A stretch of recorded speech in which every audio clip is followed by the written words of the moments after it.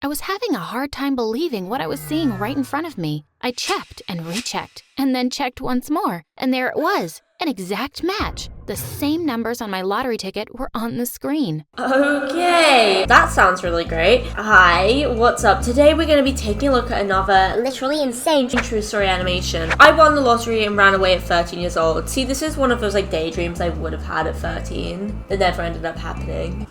So there's that, I guess, but let's watch it. Subscribe. My first instinct was to run downstairs and announce the news to my family. I was halfway down the stairs when I realized that it was a bad idea. We are 8 siblings, and my mom would just take the money herself and maybe distribute it with the rest of the family. This is my money, and I am not going to let anyone have it. I agree. Personally, I feel like no matter how old you are, if you purchase something with your own money and you win it, then you get to keep it. What do you think? Let me know your thoughts down below. But I'm really glad this true story animation just kind of got into it. You know, sometimes they string me along for 10 minutes, but this one's great. It was at that moment I made the decision to run away at 12 years old. Hi, my name is Lizzie, and before I tell you what happened afterward and how my entire plan backfired, make sure to like and subscribe to our channel. Guys, she is right. Make sure you like and subscribe to my channel. Thank you, Lizzie. It all started when I saw a dream a couple of weeks ago. It was one of the most random dreams, and after waking up, I only remembered a string of numbers. For some reason, I couldn't get those numbers out of my head. A few days later, I had forgotten all about it and was walking home from school when I saw the lottery signs outside one of the local supermarkets. The numbers reminded me of my dream, and in one of the most impulsive moments of my life, I rushed home, emptied my piggy bank, which was rather heavy by this point, and visited my friend across the street. I knew I had to be of legal age in order to buy lottery tickets. Wait, doesn't that legally make it her friend across the street? Like, can't her friend from across the street be like, yo, bro, I actually bought it because you're a child? But then she'd go to jail for gambling on behalf of a minor, so... And I only had one friend who would fit that criteria. Meg was in her 20s, and we had become good friends after she hired me to walk her dogs. Meg isn't one of those lively adults. In fact, sadness radiates from her all the time. Whenever we talk, she is always warning me about not trusting anyone and to always put myself first. Interesting. Something's telling me that I'm a Meg. I feel like that is something that someone would say about me. She would go even as far as saying, don't do anything good for anyone because they'll always stab you in the back. That's just how life is. I didn't mind talking to her because, well, she looked pretty cool. She would smoke cigarette after cigarette and try to impart her wisdom on me. So cool. Juuling. That's not a jewel. I knew if there's anyone who'd help me with this, it would be her. I left my money with her and wrote the numbers down on a paper for her to fill. For the next couple of days, I caught myself daydreaming in school. It didn't help matters that summer vacations were almost here and my friends couldn't stop talking about all the places they were planning to visit. Unfortunately, we won't be going anywhere this summer since my mom's leaves were denied and she was needed at work. She promised me that she would take us to Universal Studios, and then she broke that promise, and I couldn't help but feel angry because of it. Stupid mother breaking promise. To take kids to Universal, she has to work in hospital and people's lives depend on her. What an idiot, am I right? After school, I rushed home and looked up the site where I could check the winning numbers, and there it was, right at the top. I was having a hard time believing what I was seeing right in front of me. I checked and rechecked, and then checked once more, and there it was, an exact match. The same numbers on my lottery ticket were on the screen. My first instinct was to run downstairs and announce the news to my family. Realistically, what would you do? Because I don't even know what I would do. Although I've kind of said I don't really ever want to win the lottery or like have an obscenely large amount of money just given to me because I will just lose all motivation in life and I'll probably just get really sad and lose all purpose and get really existential and yeah, I'd rather like try to acquire it. Oh, that got really deep. I was halfway down the stairs when I realized that it was a bad idea. We are 8 siblings, and my mom would just take the money herself and maybe distribute it with the rest of the family. This is my money, and I am not going to let anyone have it. As I made my decision to run away from home, my mom called us downstairs. "Dinner's ready, kids. Come to the kitchen." Mom's voice carried throughout the house. Dinner was like usual in our house. Everyone was speaking all at once. Two of the twin sisters were fighting over the last piece of meatball. One brother was kicking everyone under the table, and Mom and Dad were just making sure everyone was eating their dinner. I hated this racket, and I hated sharing everything with my Why did she have a blindfold on? Why is she just chilling with a blindfold on at dinner? Also, why do all of the siblings look the exact same? I don't understand. The dad has black hair. Genetically, I feel like at least one of them should have black hair, you know what I mean? I don't know, asks the mailman. Why couldn't I have something all for myself? Why can't I just go to a place with peace and quiet? I muttered to myself. But then I smiled, realizing that I could finally do what I want and when I wanted. The next day after school, I went to Meg's place, and together, we collected the amount in a lump sum. I hid it in my backpack. It was so much cash, and I couldn't believe it all belonged to me. As I went home, I sat on my bed and smelled all that fresh money. Just wait until she hears about taxes. Feel the excitement flowing from me as I thought of my upcoming adventure. "Lizzie!" my older sister called out, and I quickly hid the cash under my mattress. She entered the room seconds later and stopped short when she looked at my face. "What were you doing?" she asked suspiciously. "Nothing. I was just about to do my homework," I replied nonchalantly and reached for my backpack. That night, I went to Meg's and asked her to book me a flight to Orlando, Florida. It's where Universal Studios is, and I decided that I was going to go alone. And that is why you don't give 13-year-olds $20 million.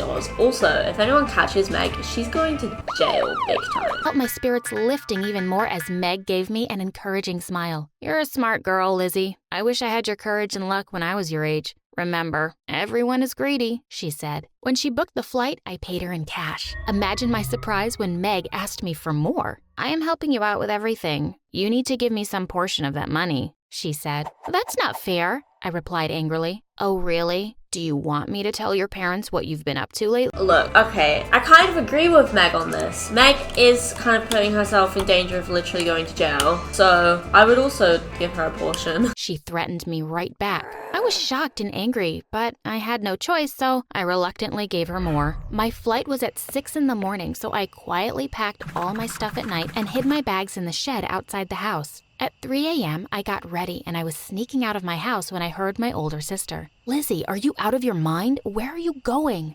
she asked, confusion all over her face. As she walked towards me, I panicked and picked up a vase on my window and hurled it at her head. I just wanted her to back off, but it ended up hitting her in the head and she dropped like a stone. I jumped towards her, This has gone from, "Oh cool, I want some money," To murder real quick. wanting to make sure she was all right, but realizing that this was also my only chance to escape. After taking a final glance at my sister collapsed on the floor, I turned around and fled. I finally breathed a sigh of relief when I got on the bus. However, my relief was short-lived when a few stops later, a cop climbed aboard the bus and decided to take the empty seat next to me. Instantly, I grew rigid with worry. If the cop were to become suspicious, all my planning would go down the drain. "Where are you off to, young lady?" the cop asked good-naturedly. I am heading to my aunt's house for the weekend," I replied. "That's great." The cop smiled, but I noticed him taking in all my bags. I gulped nervously as the cop opened his mouth to say something else, and just then the bus stopped. I realized it was my stop.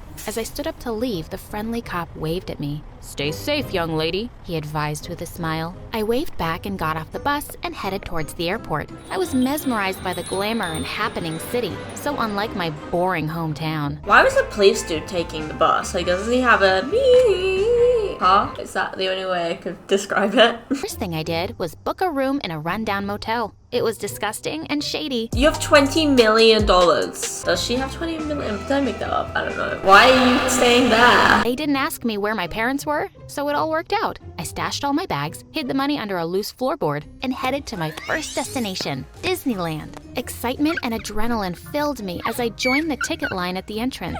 Sadly, they didn't let me enter and told me that I needed to be accompanied by someone 14 years of age or older. Disappointed, I turned away from the gates and strolled the city without any real destination in mind. They don't ID you at Disneyland. You just say you're 14, like, question mark. I spotted a nice little restaurant. Thankfully, no one questioned me there, and for the first time, I ordered every single thing I wanted on the menu. By the time I was done eating, I couldn't I was pregnant. even move. With much struggle, I walked back to my motel and noticed a group of older kids hanging around. They must have been around 17 or 18. They all seemed to be having such a good time, and I couldn't even enter Disneyland. How was I ever going to get into Universal Studios? As I was just standing there, feeling sorry for myself, one of the girls caught my eye. "Come here, girl," she called out, and everyone turned to me. At first, You know, if I was a child wandering around by a sketchy motel and someone was like, Come here, girl. I think I would do everything apart from go there. I hesitated a little, but then I took in their friendly faces and decided to join them. "Hi, I'm Lizzie," I introduced myself. "Hey, Lizzie, who are you here with?" one of the boys asked me. For some reason, I knew these guys wouldn't report me, so I decided to tell the truth. "No one. I flew here alone from Georgia," I said with a shrug. "Really?" one of them exclaimed in surprise. "That's actually pretty cool. How old are you?" the first girl asked me. "I am 12, I replied shyly. She's 12, I thought she was 13. How did this get worse? "That's impressive. You have to be the coolest 12-year-old I ever met. On a vacation all by yourself?" the girl exclaimed with a pat on my back. "For sure. What did you see in Orlando so far?" the boy asked. "Well, I wanted to go to Disneyland, but they wouldn't let me in alone since I am a minor and all," I answered. "That's nothing to worry about. We'll help get you in," the girl offered. "Really?" I asked in surprise. "Sure. What are friends for?" the girl assured me with a smile. True to their words, the next day, we all headed to Disneyland and I had the best time of my life there. I couldn't help but notice all the families there, and for some strange reason, it made me miss my own family and my little brothers and sisters. They would have loved to be here. Shaking off the sadness, I decided to thank my new friends with a treat. I feel kind of bad for her family back home. I mean, aren't they kind of like struggling? Took them all to the same restaurant I went to yesterday. "Lizzie, you are the best. You have to come with us to this party tomorrow," one of my friends said. "I have never been to a party before," I told her honestly. "All the more reason to join us. Come on, you can't say no." I have never, ever met someone like around my age. I'm only a teenager for 1 more month. Ew. I've never met someone around my age who would willingly hang out with a 12-year-old. She insisted, and eventually I agreed. The next day, I went to the party and drank for the first time. At another party, I tried smoking for At 12? That's intense. That's very intense. the first time. That night, we even broke into a house, and I almost got myself arrested. It was scary and exciting all at the same time. I finally felt like a grown-up who could finally do whatever they pleased. I could buy whatever I wanted and hang around with cool friends that love to party and enjoy life. I made sure to repay my new friends whenever I could by offering to pay for things like cigarettes, cab rides, and other small expenses. By the end of the week, we were all exhausted from partying and sightseeing, so we decided to hang around at the motel. Someone had bought drinks, and one of them handed me a glass. As I was drinking and listening to everyone around me talk, I felt this strange, fuzzy feeling, like I was here, but not here. The next moment, the world around me begins to spin, then blur, and finally goes all black. Oh no, I know that feeling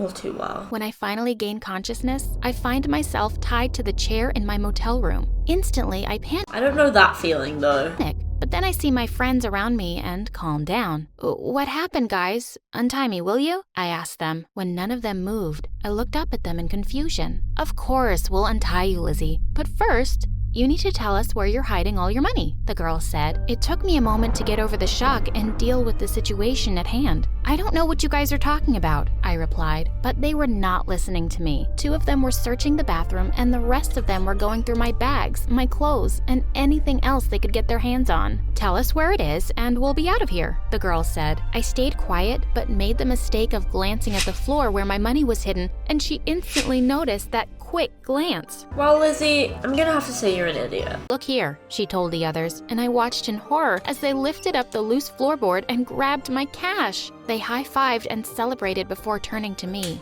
"Thanks, Lizzie. You are truly the best friend one could ask for," my fake friend said mockingly. They all laughed at their own joke and left my room as I sat crying in the chair, but not before they also gagged me. For the next few hours, I tried to untie myself, but I couldn't. I feared I was going to die here alone in this chair and my family wouldn't even know. Suddenly, I missed my mom and dad and my siblings, what I would give to be with them once again. I was exhausted and thirsty and felt like I was going to pass out again when I heard loud voices from outside. I tried to call out to them, but I doubted doubted they could hear my muffled shouts. Then I heard the beautiful sound of someone turning in the key, and the door flew open. Cops stood at the door and stared at me in shock before getting into action. "You'll be all right, kid, don't worry," said one kind female cop as she untied me. The minute my hands were free, I hugged her tightly and started crying. "How did you know I was here?" I asked. "Do you remember the cop who sat next to you on the bus? He followed you to the airport and feared for your safety, so he notified us. A few hours later, your parents reported you missing." Wow, smart cop. That's why he was on the bus, I guess. I still don't know how they connected all of those dots, but whatever. I digress. Let's keep watching. "Oh, we started searching for you immediately," the lady cop explained. "They took all my money. The kids who were staying here at the motel," I told them hurriedly. "Can you tell us what they looked like? What kind of vehicle did they drive?" the other cop inquired. I spent the next few minutes telling them everything I could about those teenagers. The kind cop told me that she had dispatched a team and that they were looking for those kids. They helped me pack my things and drove me to the airport with strict instructions. As soon as I landed, the cop from the bus would be waiting for me. "Did you have fun at your aunt's house, young lady?" he asked with a smile, and I looked down, embarrassed. "It's all right. Now come on, your family is worried about you," he said, and motioned for me to follow him. I have to admit, I was never so happy to go back home. When we neared the house, I could see my parents on the porch waiting for me. I would just be worried about where my $20 million is, not gonna lie. I'm just kidding. I'd be so happy to see my family. All my brothers and sisters behind them. My mom was crying and I jumped out of the car and into her arms before the car had even stopped. "I'm so sorry, Mom. I'm so sorry," I cried and That's such an awkward shot. apologized at the same time. "I'm just glad you're back home safely, Lizzie. Besides, it isn't me you should be apologizing to," my mom said and stepped aside as my sister came forward. She had a bandage wrapped around her head. It's not funny. It's not funny. Smiling. "Oh no," I gasped as a stab of guilt shot through my body. "Don't worry, Lizzie. I have already claimed a percentage from your lottery money for this headache," she teased. "Honestly, you could have had it all, but sadly, all of it's gone now," I told them sadly. "No, it isn't. The good cops were able to track down your friends and get your money back. They are facing charges, by the way," my dad said with a wink. "Does that mean we got all the money back?" I asked in surprise. "Yes, and guess where we're going, Lizzie?" my 5-year-old sister asked as she jumped up and down in excitement. "Where?" I humored her. "To Disneyland." Again? Why are they being so nice to her? She almost killed and gave one of her sisters brain damage. She lied to her whole family, ran away, could have been kidnapped, kind of was kidnapped. I would have been locked inside and grounded probably for the next 10 years. She shouted, and I couldn't help but smile at her enthusiasm. As we all went inside the house, I looked back and saw Meg across the street shaking her head at me as if disappointed. For the first time since I had met her, she didn't look so cool anymore. She just looked sad and alone. What has this got to do with Meg? Whatever. That was nice, I guess. I don't know. What would you do if you won $20 million? Let me know down below. I don't know, I'd probably buy like some more pet rats or something. I'd okay. Bye.